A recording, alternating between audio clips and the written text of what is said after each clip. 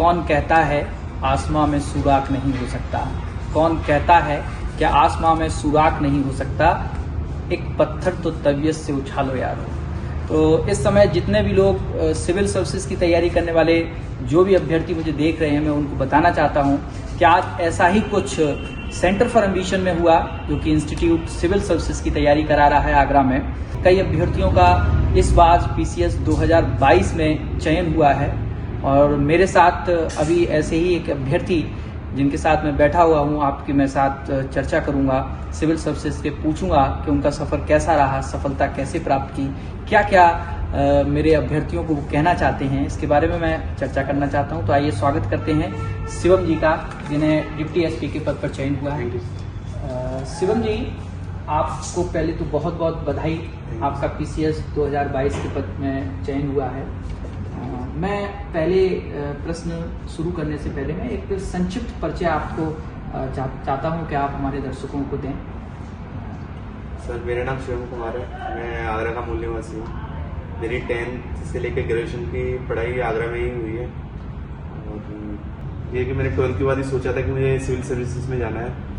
और मेरी ग्रेजुएशन होने के बाद मैं सेंटर फॉर एम्बिशन में मैंने एडमिशन लिया, जहाँ पर मैंने अमित सर की गाइडेंस से अपनी तैयारी 1-1.5 साल मैंने करी और मेरा यूपीपी से 2022 से प्रथम प्रयास में ही डिप्टी एसपी के लिए चयन हो गया।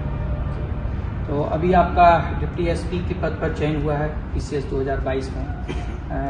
आगे का क्या है, आप संतुष्ट हैं या आगे और आगे की अभी यह डिप्टी एसपी के लिए हो गया है प्रथम प्रयास में, पर यह है कि आगे यूपीएससी का देना है और अभी रुकना नहीं है, क्योंकि अभी आगे बढ़ना है अभी। अच्छा, ठीक है। सर की गाइडेंस रहेगी आगे और दोनों मतलब आगे कंटिन्यू रखनी है पढ़ाई।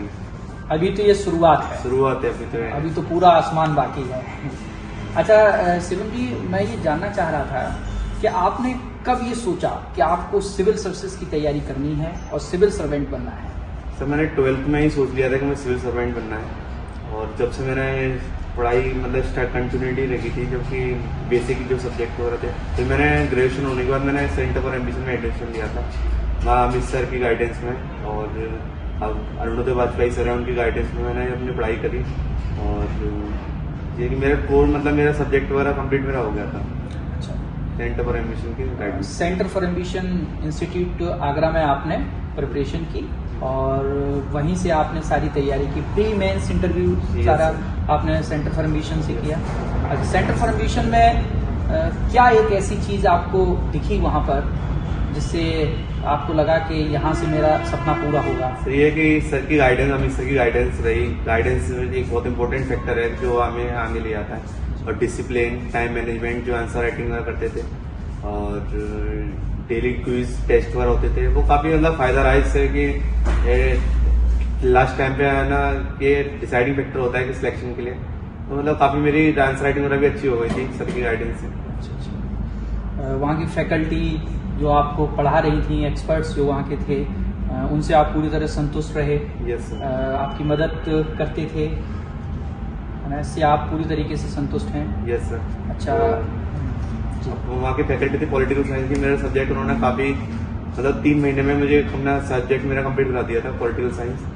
और मतलब काफ़ी फैकल्टी काफ़ी अच्छी हैं, कोऑर्डिनेटिव है, मतलब आपको मतलब हर जगह मतलब आपकी हेल्प करेंगे, आपके डिसिप्लिन है उसमें, क्या बोलते हैं, टाइम मैनेजमेंट में आपके, आंसर राइटिंग में आपकी, और काफ़ी फैकल्टीज काफ़ी अच्छी हैं। अच्छा शिवम जी, आपका जो पीसीएस 2022 में डिप्टी एसपी के पद पर चयन हुआ है, तो आपका जो सब्जेक्ट था, जो ऑप्शनल सब्जेक्ट था, वो आपका पॉलिटिकल साइंस था।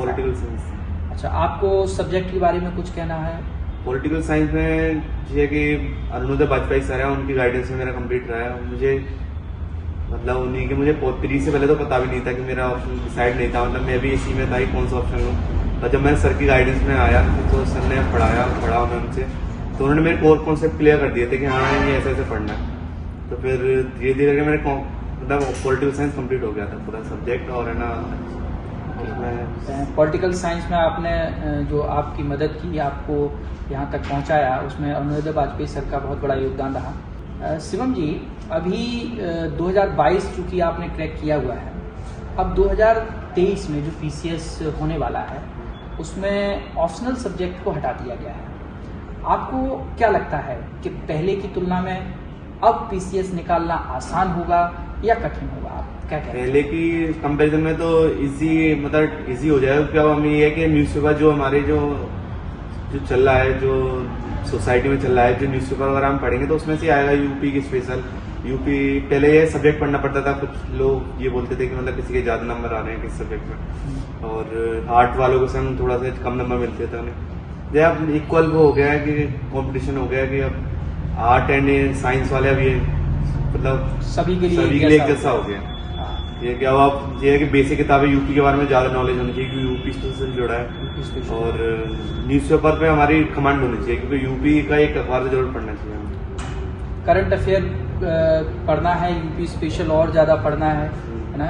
अगर हम लोग इस तरीके से बच्चे पढ़ते हैं, अभ्यर्थी पढ़ते हैं, तो निश्चित तौर पर उनको आगे वाली परीक्षाओं में सफलता मिलेगी। और आपके मुताबिक पहले की तुलना में अब पीसीएस को निकालना कुछ हद तक आसान है जी। शिवम जी, मैं ये जानना चाह रहा था कि जो अभी अभ्यर्थी हैं, चूंकि अभी आप जैसा कि मुझे मालूम है सेंटर फॉर एडमिशन में आप अध्ययनरत थे और आपका रिजल्ट आया, अभी आप एक अभ्यर्थी थे, आज आप सफल हो चुके हैं, लेकिन बहुत से अभ्यर्थी अभी हैं जो इस तैयारी में आ रहे हैं या आना चाहते हैं जो अभ्यर्थी, उनके लिए आप क्या कहें, उनको क्या रणनीति बनानी चाहिए अपनी तैयारी की? ये कि इसमें गाइडेंस होनी चाहिए एक सर की, मतलब एक टाइम मैनेजमेंट डिसिप्लिन होना चाहिए, और डेडिकेशन के साथ हमें है ना स्टडी करनी चाहिए, रेगुलरिटी होनी चाहिए। अगर दिन में हम 8 घंटे निकालें तो वो 8 घंटे हमारे सिर्फ स्टडी के लिए होने चाहिए, फिर उसमें कोई दूसरा काम फोन वगैरह मतलब सोशल मीडिया वगैरह से थोड़ा सा डिस्टेंस बना लेनी चाहिए, क्योंकि ये एग्जाम ऐसा है, ये डेडिकेशन मांगता है, डेडिकेशन, क्योंकि हम सोशल मीडिया पर जाएंगे तो फिर हमें पढ़ नहीं पाएंगे, मतलब उससे ज्यादा ध्यान देंगे। जी।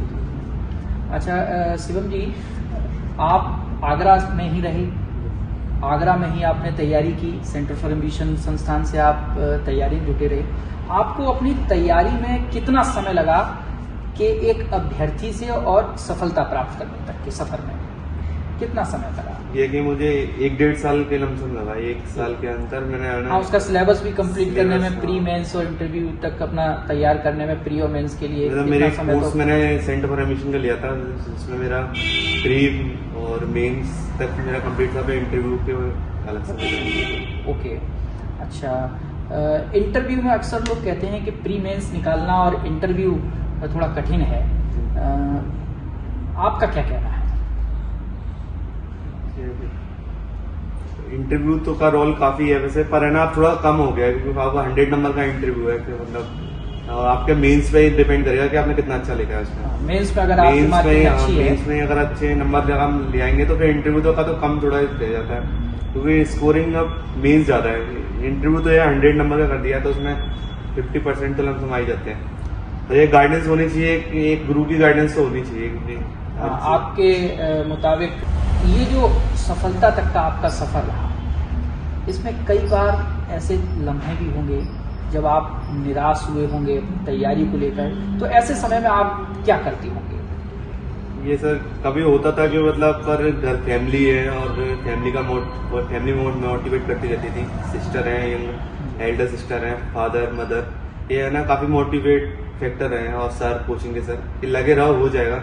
कभी कभी निराशा होती थी सिलेक्शन होगा कि कब होगा, पर ये है कि लगे रहने से मतलब रेगुलरिटी मेंटेन करने से मतलब एक ना एक दिन तो हो ही जाएगा सिलेक्शन, एक नहीं साल दूसरे साल में हो जाएगा, सिलेक्शन तो हो ही जाएगा। अच्छा, आपको संस्थान के नोट्स आपने जैसे यूज करते थे, संस्थान में जो आपको पढ़ाया गया वो आप नोट्स बनाते थे, अपनी सेल्फ स्टडी भी करते हैं, आप बुक्स को ज्यादा महत्व देते हैं कि नोट्स को महत्व देते हैं?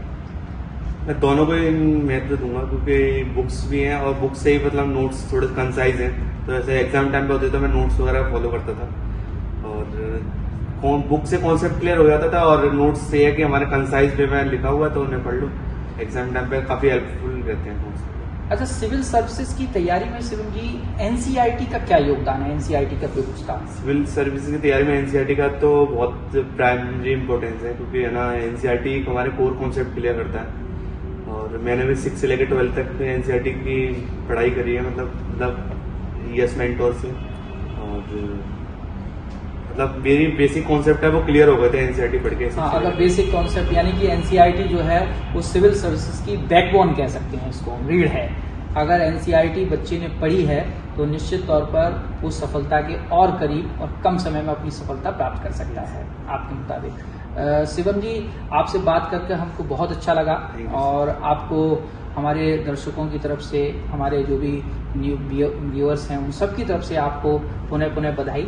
आपने हमें समय दिया, इसके लिए बहुत बहुत धन्यवाद। नमस्कार।